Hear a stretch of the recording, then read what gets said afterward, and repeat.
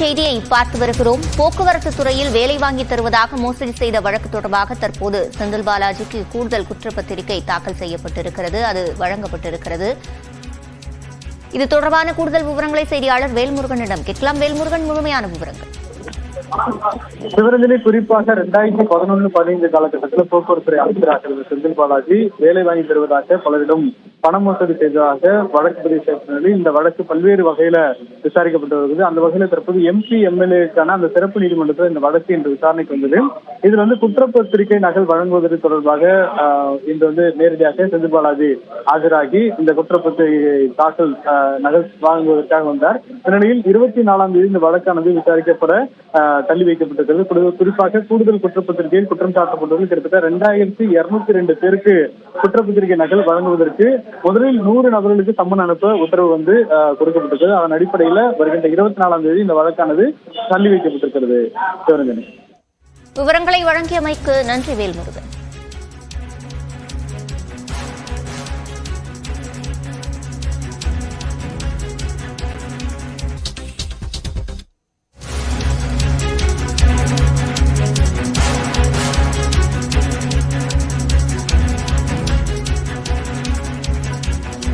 அண்மை செய்தியை பார்த்து வருகிறோம். போக்குவரத்து துறையில் வேலை வாங்கி தருவதாக மோசடி செய்த வழக்கு தொடர்பாக தற்போது செந்தில் பாலாஜிக்கு கூடுதல் குற்றப்பத்திரிகை தாக்கல் செய்யப்பட்டிருக்கிறது. அது வழங்கப்பட்டிருக்கிறது.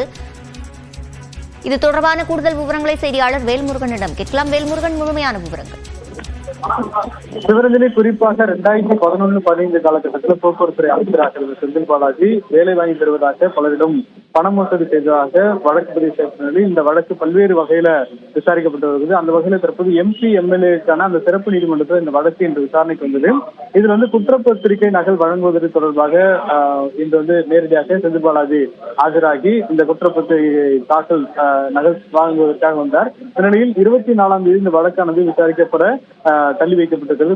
குறிப்பாக கூடுதல் குற்றப்பத்திரிகையில் குற்றம் சாட்டப்பட்டவர்கள் கிட்டத்தட்ட 2202 பேருக்கு குற்றப்பத்திரிகை நகல் வழங்குவதற்கு முதலில் 100 நபர்களுக்கு சம்மன் அனுப்ப உத்தரவு கொடுக்கப்பட்டிருக்கிறது. அதன் அடிப்படையில் வருகின்ற 24ஆம் தேதி இந்த வழக்கானது தள்ளி வைக்கப்பட்டிருக்கிறது. விவரங்களை வழங்கியமைக்கு நன்றி வேல்முருகன்.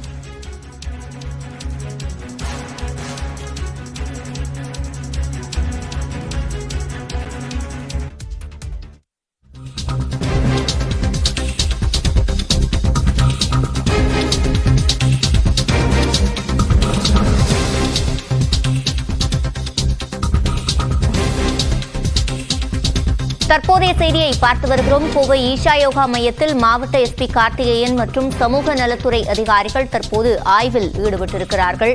தனது மகளை ஈஷா யோகா மையத்தில் அடைத்து வைத்துள்ளதாக காமராஜ் என்பவர் வழக்கு தொடர்ந்திருந்த நிலையில் இந்த ஆய்வானது நடைபெறுகிறது. இது தொடர்பான கூடுதல் விவரங்களை செய்தியாளர் சுரேஷிடம் கேட்கலாம். சுரேஷ், முழுமையான விவரங்கள்.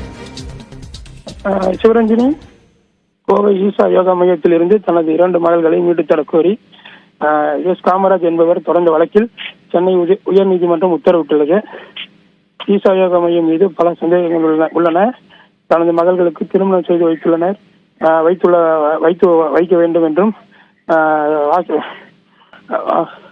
ஈஷா யோகா மையத்தில் தனது 2 குழந்தைகளை மீட்டு தர வேண்டும் சொல்லி நேற்று உச்சநீதிமன்றத்தில் ஆர்க்குனர் மனு காமராஜ் அளித்திருந்தார்.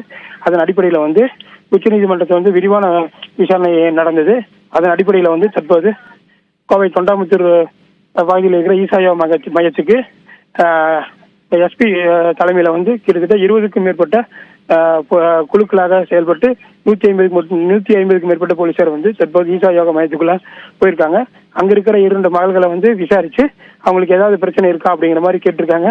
அதே நேரத்தில் காவல்துறை சம்பந்தமா எங்களுக்கு தொந்தரவு கொடுக்கக்கூடாது, விசாரணை செய்யக்கூடாது.